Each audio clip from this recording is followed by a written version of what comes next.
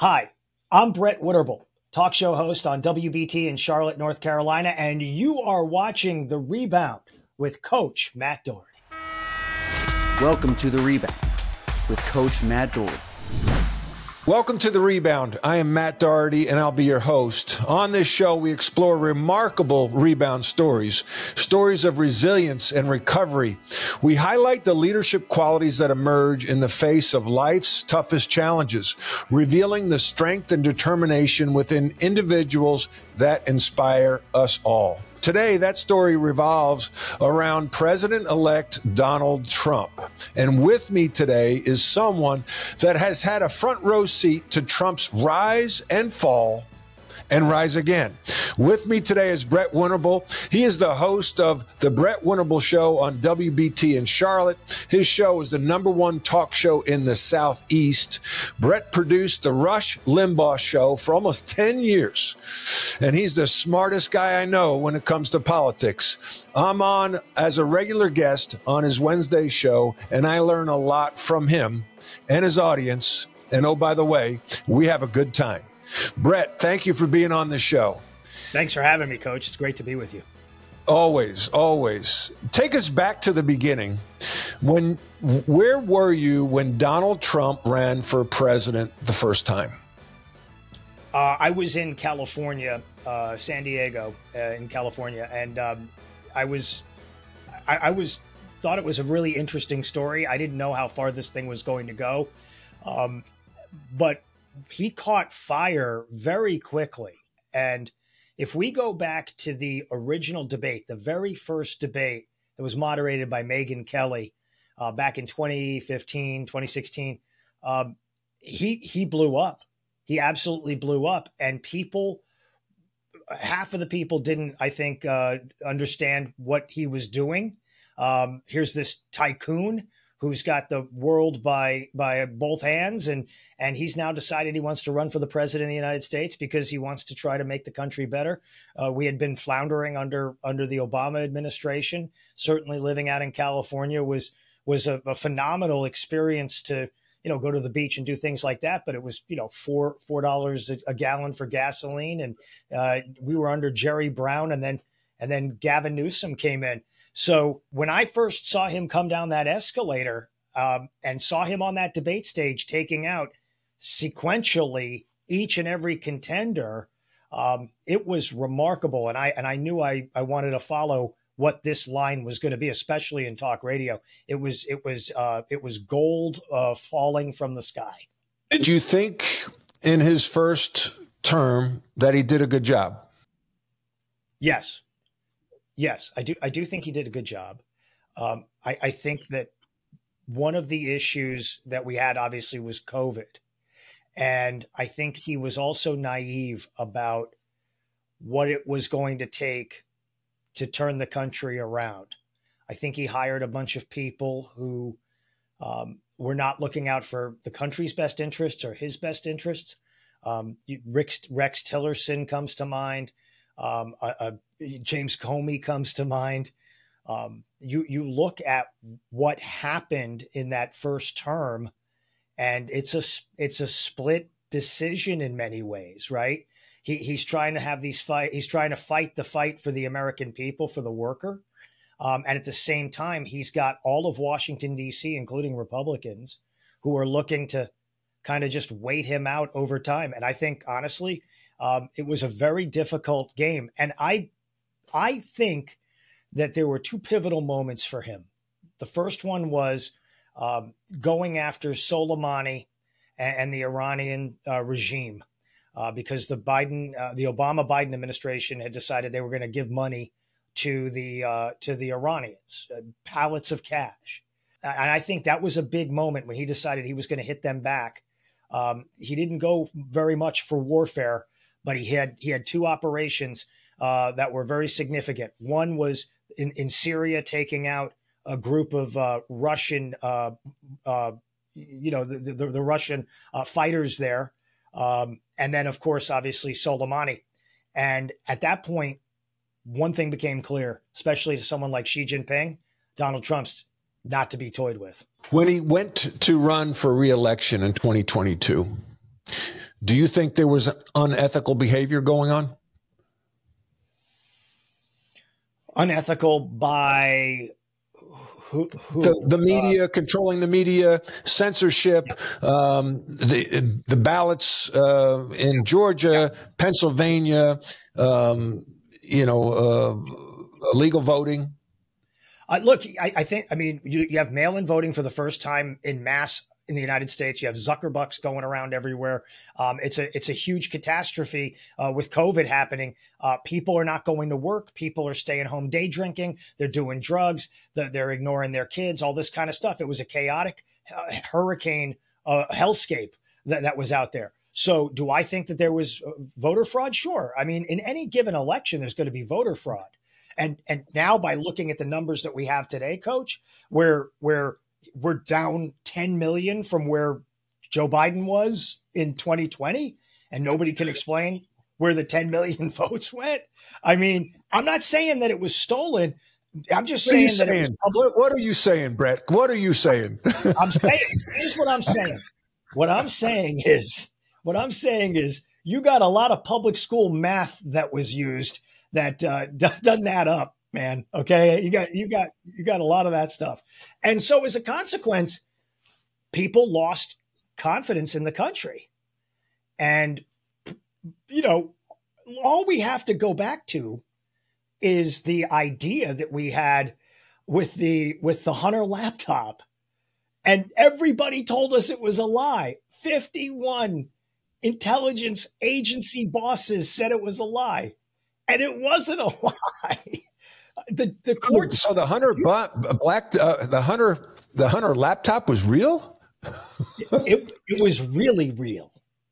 It was the realest thing of real I've seen in a long time. And listen, to give us credit, to give you credit, we were talking about that on your show, the Brett Winterble Show on WBT, in November of 2020. August. Right? August. And they kept burying it. Bobolinsky, they just kept burying it. We were like, how's this not real? Like, what are they hiding? So let's talk about that. Talk more about censorship, legacy media, the power of the media, and how maybe the tide has changed here in 2024. The greatest, biggest, best answer to the media was set in place with the Rush Limbaugh show, because he sat on all of those stations and was able to rebut all of the nonsense. Even after he got sick, he still pushed that fight. He had Donald Trump on his show in some of the last months of his program, right? And so you had a counterbalance coming in that way. Talk radio is the counterbalance to the legacy media that we see. And it's what makes people who are driving around in their cars or listening, sorry about that, or listening on the streams, makes them feel that they're not alone. And that's the secret sauce of reaching the American people. About Donald Trump, do you think his background in entertainment helps him as a politician? 1,000%. How so? 1,000%. Timing, the ability to read a room, the ability to improv. It's not lost on me that Ronald Reagan and Donald Trump both understood the medium. In fact, Zelensky understands the medium because he was an actor on TV in Ukraine back in the day. You get timing, you get all that stuff, and it's a very important skill set to have, because otherwise you look like Tim Walz or Kamala Harris. You're not able to pivot and improv. Yeah. I appreciate that insight, Brett. Let's go to break. And when we come back, Brett is going to discuss the most significant rebound of Donald Trump's life and his plan for second term as president. OMJ Clothing is an elite men's clothing store that provides a vast array of spectacular brands of men's lifestyle apparel for every day. Elevate your business upscale casual at OMJ. Success comes from standing out. The Rebound is sponsored by Sector Spider ETFs, a unique family of exchange-traded funds that divide the S&P 500 into 11 sector index funds. You can buy just the sectors you like or customize the S&P 500 by weighting the 11 sectors to meet your financial objective. Please visit them on the web at sectorspiders.com. That's sector, SPDRS.com. Alps Portfolio Solutions Distributor, a registered broker-dealer, is the distributor for the Select Sector Spider Trust. Brett, tell us how Donald Trump is going to rebound in his second term as president of the United States. I think the seminal moment of the campaign was what happened in Butler, Pennsylvania. The attempted assassination of President Trump, I think, was a more than a pivot point. It was a rebirth in many ways. What we saw take place, and remember, this is July 13th of 2024 when this all happens. You still have the drama surrounding Joe Biden and the horrible debate that took place back in June. And this is the thing that I think causes the reset for Kamala Harris and Tim Walz becoming those people. Okay. So Donald Trump is nearly killed in plain view of millions and millions of people. And I believe if you go from that moment in time and then you pivot over to the convention where he sat basically silently for 3 nights before he gave a speech, it was a big reset. It was a rebound at that moment. And I think he understood, whether or not he articulated it or not, he understood that he was given another chance. And he was going to make this his big moment, not in a cynical way, but he's that guy that has the heart attack and says, I'm going to quit smoking. I'm going to quit eating bad foods, all that kind of stuff. And that's what he did. And so he immediately became a very disciplined candidate.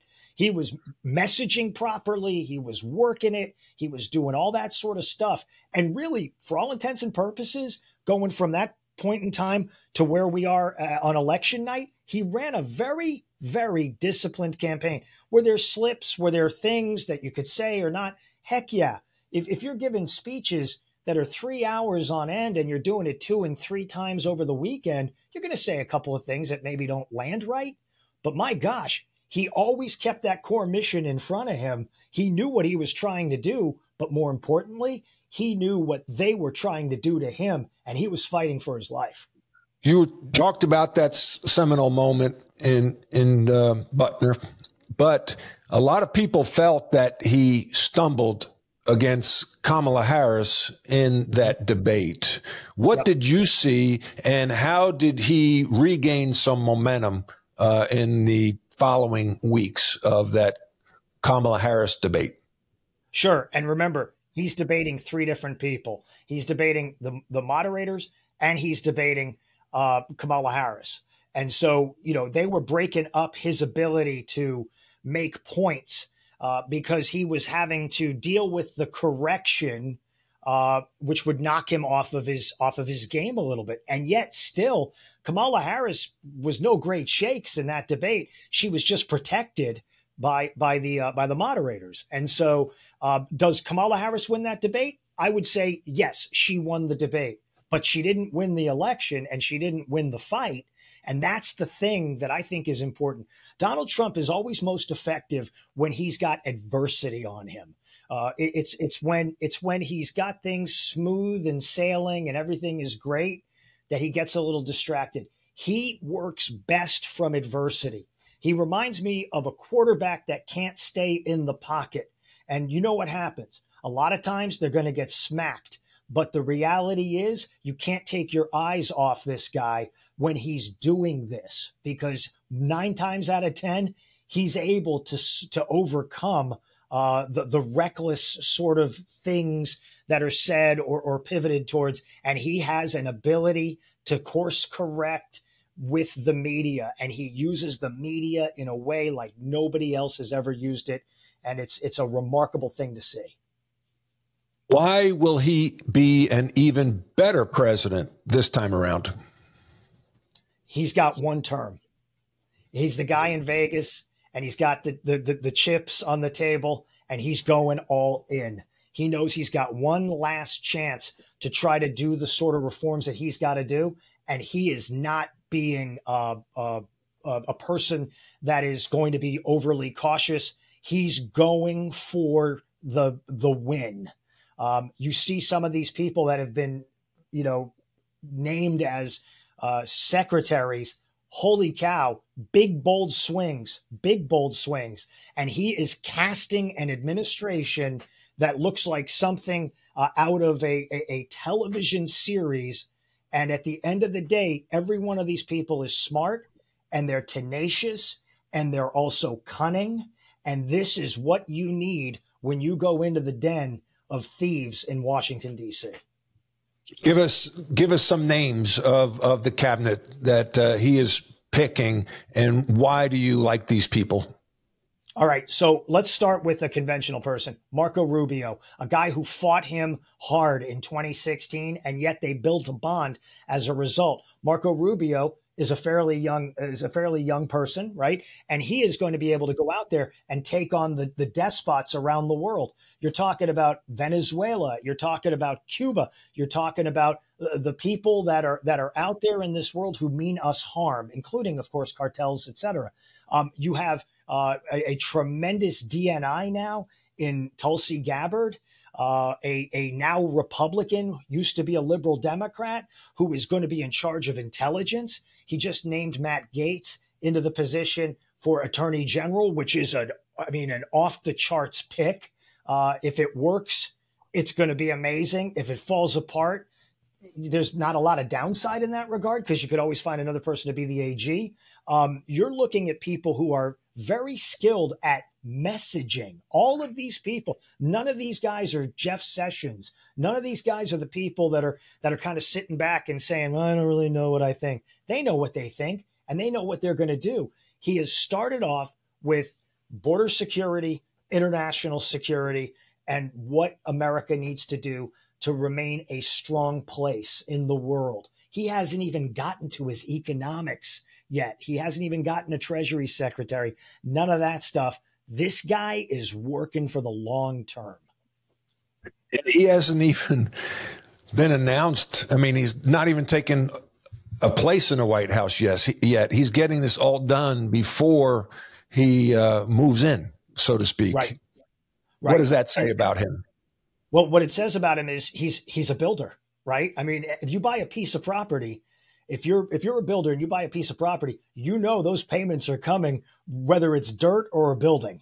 And he's got to get that thing going, right? He's got to build that thing. He's got to clear the brush. He's got to lay the foundations. He's got to get the kickbacks to the contractors. Okay, I'm sorry. That's not really nice to say. But you know what I'm saying? This is a guy who's going to be working. And I think he understands that the clock is not his friend, but he's going to utilize that to try to be the most effective that he could possibly be.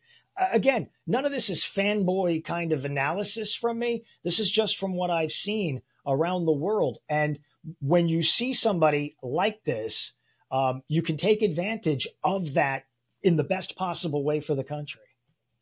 What are your listeners saying? You have this great show, WBT, 3 to 7, Monday through Friday, the Brett Winterble Show on WBT. You have great listeners, strong signal, one of the number one show in the Southeast. What are your listeners saying about Donald Trump and the next 4 years?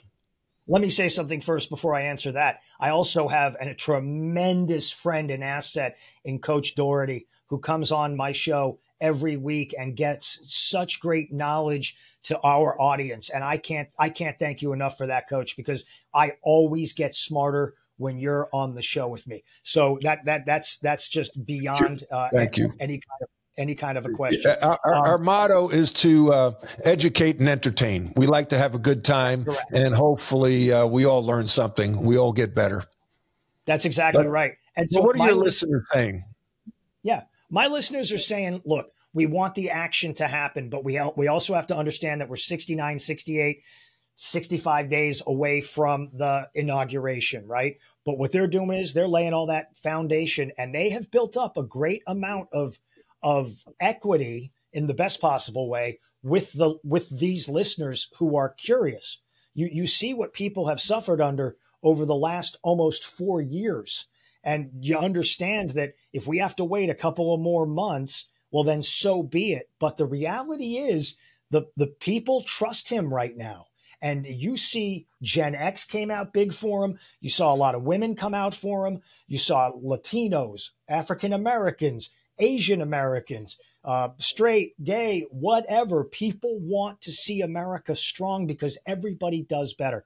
One of the things I noticed today, though, that is very interesting.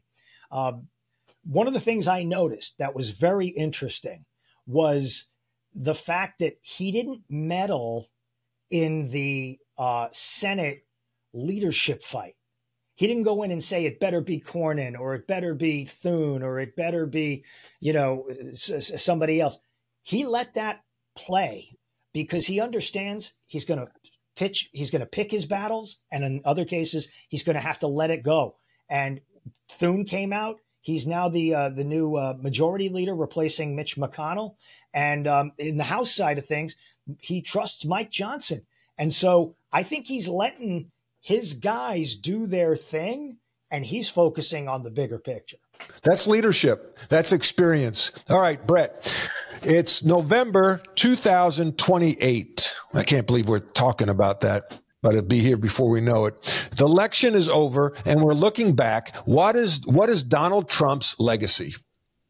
I think the biggest legacy he's going to bring is going to be liberty and freedom to Iran. I think he's bound and determined to finally solve that problem that has bedeviled us since 1979. And I think he's going to get democracy into Iran. And I think it's going to go by the way of the Saudis on MBS, because that area could become a world market. Wow. I didn't see that one coming. All right. That was good. That was good. All right. We have a minute to go. What question should I have asked that I didn't? What question should you have asked that you didn't? How do you stay optimistic? I love it. How do you, Brett Winterble, how do you stay optimistic? I have a daughter and a son. And as I know, you have a daughter and a son. I live for my kids. My wife and I live for our kids. I know you and your family does as well. You have to be an optimist if you have children, because you have to believe that the next generation is going to get it right. And even if they fall short, you're confident that at some point we'll all be able to be together and understand that we fought the best possible fight we could, and that America is fundamentally the better place for it. And that's, I think, fundamentally what it comes down to is we have to be optimistic. Otherwise, there's no hope for the future. I what a great answer. And when I look at your son, for example, Luke at the Citadel, and my kids, the future is bright, because that is our future. Your kids, my kids. And we have someone in Donald Trump that is going to right the ship and help launch these kids into the next generation of leaders. Brett, thank you for joining us today and sharing on the Rebound story that is Donald Trump and America. I appreciate you making time for us. The pleasure's all mine, Coach. I appreciate all that you do. Leadership is a learned behavior. We all lead in some way, shape, or form. We all deal with adversity. And when you do, I challenge you to rebound. I challenge you to learn and grow. If you would like to contact me, you can reach me at dohertycoaching.com. That's DOHERTY.com. Thanks for tuning in.